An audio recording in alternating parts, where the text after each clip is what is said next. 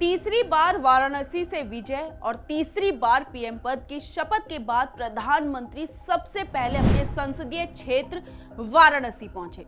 क्या आपको पता है कि जीत के बाद पीएम मोदी सबसे पहले वाराणसी ही क्यों गए और उन्होंने क्यों अपनी योजनाओं की शुरुआत वहां से की? देश के प्रधानमंत्री नरेंद्र मोदी अपने काम, अपने विचारों, अपने वादों को लेकर कितना गंभीर है, इसका जीता जागता उदाहरण देखने को मिला बाबा विश्वनाथ की नगरी वाराणसी में। कौन से वो वादे हैं, क्यों पीएम मोदी सबसे पहले वाराणसी पहुंचे, ये हम आपको बताएंगे, लेकिन उससे पहले आयन भारत को सब्सक्राइब कर लीजिए। नमस्कार, मैं मंजू रुधियाल और आप सभी का स्वागत है आयन भारत।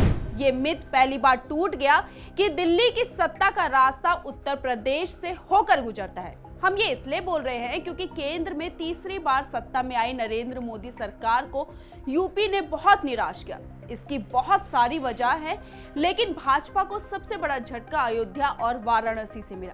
हालांकि वाराणसी से नरेंद्र मोदी ने हैट्रिक लगाई, लेकिन जीत का अंतर 2014-2019 के मुकाबले बहुत ही कम था। सड़कों का जाल, रेल मार्ग, जल मार्ग सहित वाराणसी के सैकड़ों विकास परियोजनाओं की बदौलत बीते 10 सालों में शहर की तस्वीर बहुत बदल गई है। काशी का पर्यटन उद्योग शिखर पर पहुंचने के साथ साथ यहाँ के विकास मॉडल को भी अब देश के में एक अलग उदाहरण के तौर पर देखा जा रहा है। इसके अलावा नरेंद्र मोदी के बतौर सांसद रहते हुए खुद तकरीबन 50 बार काशी दौरे की वजह से शहर हमेशा ही देश और दुनिया की चर्चाओं के केंद्र में रहा है।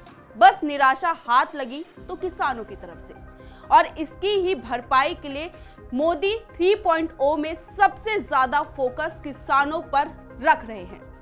इसको पूरा करने के लिए पीएम मोदी वाराणसी पहुंचे। आपने वो कहावत तो जरूर सुनी होगी, गिरते हैं शहसवार ही मैदाने जंग में, वो तिफल क्या गिरे जो घुटनों के बल चले।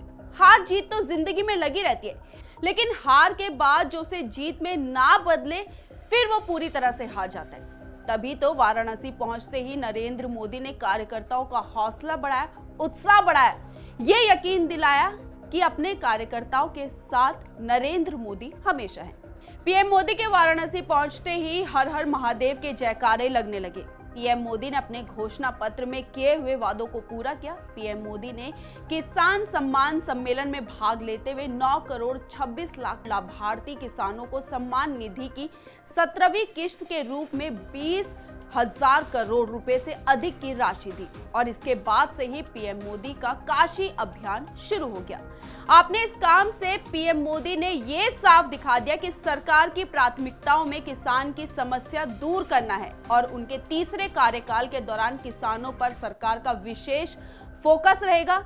याद होगा, पीएम मोदी सरकार ने अपने दूसरे कार्यकाल के दौरान 2020 में 3 कृषि बिल सामने रखे थे, जिसके बाद किसानों का देश भर में आंदोलन शुरू हो गया। आखिर में सरकार ने इन तीनों बिलों को वापस ले लिया। प्रधानमंत्री नरेंद्र मोदी ने किसान सम्मान निधि की 17वीं किश्त जारी करने के बाद ट्वीट किया था, देश भर के अपने किसान भाई बहनों का जीवन आसान बनाने के लिए हमारी सरकार प्रतिबद्ध है। यह मेरे लिए सौभाग्य की बात है कि लगातार तीसरी बार प्रधानमंत्री के रूप में कार्यभार संभालने के बाद पहला काम उनके लिए ही करने का अवसर मिला है। इसके तहत पीएम किसान सम्मान निधि की 17वीं किश्त से जुड़ी फाइल पर हस्ताक्षर किया, जिसका लाभ देश के मेरे 9 करोड़ से ज्यादा अन्नदाताओं को होगा। आने वाला समय में हम किसानों के कल्याण और कृषि क्षेत्र के उत्थान के लिए निरंतर काम करते रहेंगे।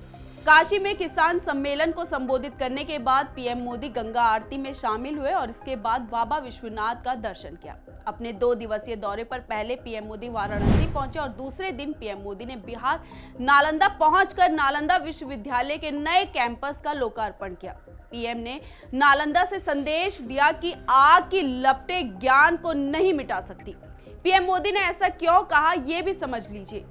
क्योंकि साल 1193 में आक्रांता बख्तियार खिलजी ने नालंदा विश्वविद्यालय पर आक्रमण किया और यहाँ पर आग लगवा दी।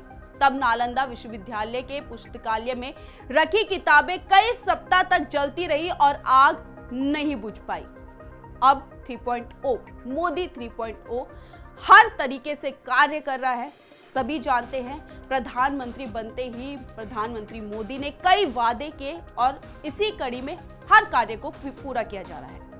ऐसी तमाम स्टोरीज को देखने के लिए आयन भारत को सब्सक्राइब कीजिए। हमारी वीडियो को ज्यादा से ज्यादा शेयर करना ना भूलिएगा। धन्यवाद।